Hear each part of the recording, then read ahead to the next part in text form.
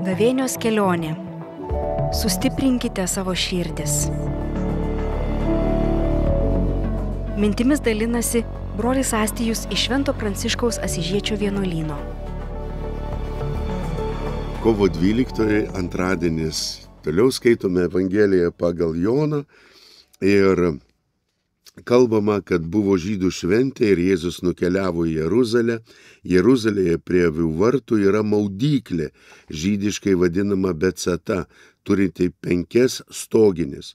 Juose gulėdavo daugybė ligonių, aklų, raišų, išsekusių. Ten buvo vienas žmogus, įsirgęs 38 metus. Pamatęs jį gulintį ir sužinojęs jį labai senai sergantį, Jėzus paklausė: ar norėtum pasveikti? Ligonis atsakė: viešpatie, aš neturiu žmogaus, kuris vandeniui sujudėjus mane įkeltų į tvenkinį, o kol aš pats nueinu, kitas įlipa greičiau už mane. Tada Jėzus tarė: kelkis, imk savo gultą ir eik. Ir žmogus bematant išgijo, pasiėmė gultą ir pradėjo vaikščioti. Taigi, įvykiai yra aprašomi prie avių vartų. Iš tiesų, tai Jeruzalės šventykla buvo apjuosta siena, kurioje buvo 10 vartų.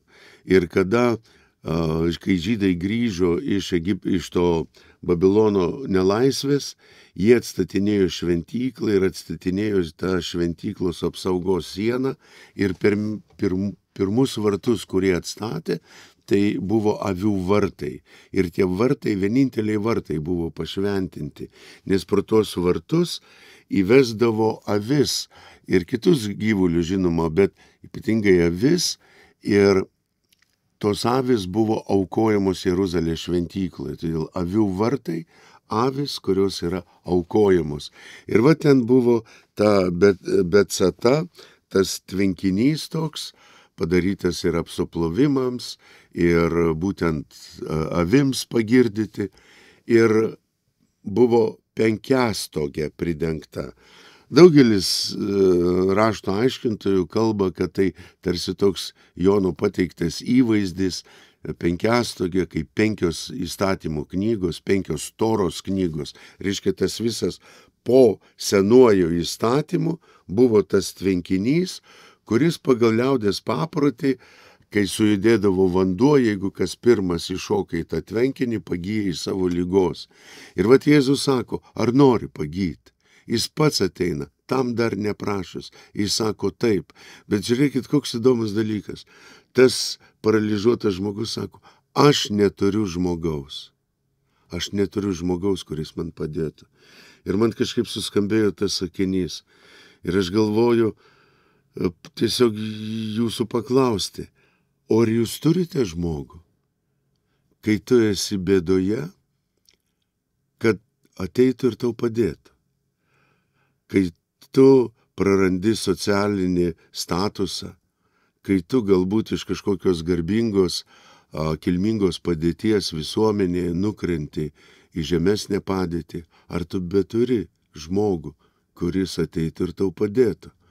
Ar kai tau atsitiko nelaimė, praradai galbūt kažkokius investuotus pinigus ar dar kažką tai, ar išlieka dar šalia tavęs koks nors žmogus, kuris tau padėtų? Ir vat aš noriu tiesiog jūsų paprašyti. Tu šiandien tapk tuo žmogumi. Būk tuo žmogumi.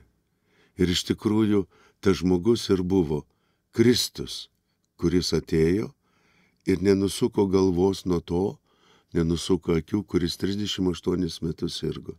Jis atėjo ir tapo žmogumi, kuris padėjo tam vargšui. Taigi, palaiminto antradienio, būkite žmogumi. Ačiū Jums ir Dievas te laimina. Brolis Astijus iš Švento Pranciškaus Asyžiečio vienuolyno.